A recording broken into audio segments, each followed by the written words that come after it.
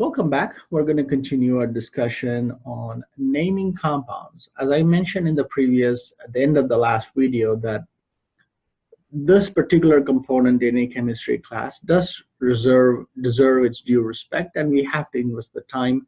There are no shortcuts. However, it also at the same time doesn't require a lot of memorization, especially for people in the online environment, right? With that said, what I have done here is I have group naming under certain categories. Okay. Now, if you remember when I talked about ionic compounds, one of the major criteria is it requires an alkali or alkaline earth metal, right? And it requires a single metal cation. Single doesn't mean it's +1 or +2, it's just a metal. And single non-metal anion. That's a metal and a non-metal. They're both, single and single. Okay. Or ionic compounds that have a single metal always, but the non-metal could be a polyatomic ion. We're going to learn how to name those and write structures for it. Similarly, compounds could have a metal, but they're not alkali or alkaline earth metals, and the common ones are transition metal compounds, and these are the compounds that impart color. When you see compounds that contain color in its free form, that's a natural state, that it usually is a transition metal. Now, alkali and alkaline earth metals do show color when heated, but not in its natural form. Okay, now transition metal compounds again can be a metal cation and a single non-metal anion, or a metal cation and a polyatomic ion. And of course, covalent compounds both are non-metals, whether there's 2 or 3, doesn't matter, but they're all non-metals. All right. So let me put up the rules and put up this table. We're going to start with the first class, where we're going to start with, we've already done this a slightly different way, okay?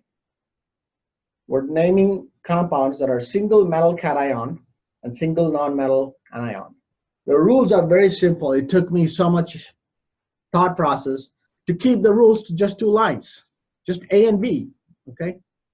Now, you could go through a textbook and read this if you want, but I'm trying to make this life easy by just focusing on just 2 of these. All right? Whenever you have an ionic compound, the name of the metal is written first without any prefix, suffix, none of that.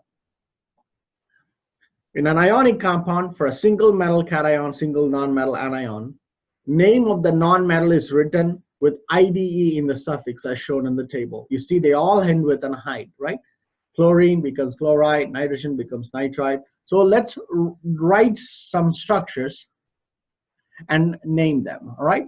So for instance, now it will make sense to you why I did like sodium plus chlorine. Say, let's do that. So Na plus Cl. Let's say if these were to combine. Now you see chlorine is different from chloride. Chlorine is elemental form, chloride is the ionic form, right?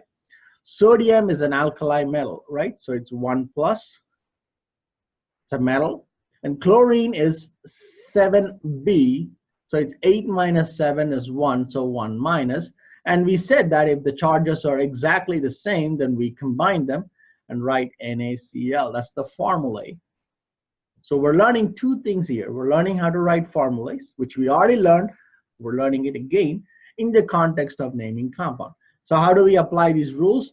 Write the name of the metal first with no prefix, suffix, none of them. So sodium is Na, sodium. And the name of the non-metal is written with the ide in the suffix. I've already given this to you, so the ide's already included. So this is chlorine, but in an ionic form it's called chloride, so write sodium chloride. And that's it. What I mean by a single metal cation, single metal anion is you only have a metal and a non-metal. That's it. The non-metal part is not combination. You will see quickly in the next slide. Okay. Similarly, let's do something else. Say magnesium and say O. Magnesium is 2A, so it's 2+. Oxygen is 6B, so it's 8 minus 6 is 2, so it's 2 minus. Charges are same, so they cancel out. MgO. Mg, you can look up the periodic table. It's called magnesium. And oxygen becomes oxide. Let me do one more so I can see where you will get stuck. All right, let's do lithium and sulfur. Lithium is 1A, alkaline metal. Sulfur is 6B, so it's 8 minus 6 is 2, so it's 2 minus. And as I said, you swap lithium to S. You don't write the 1. Now, I've clearly said it's written with I in the suffix. You don't use di, tri, any of that stuff. That's reserved for non-metals, which you will see later.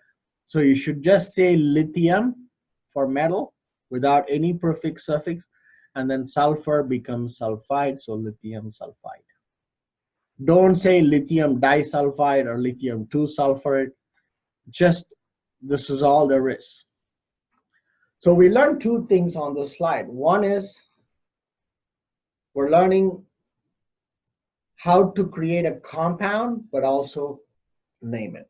I'm going to stop here, make a separate video for naming compounds that involves a polyatomic ion, and I'll see you back with that video.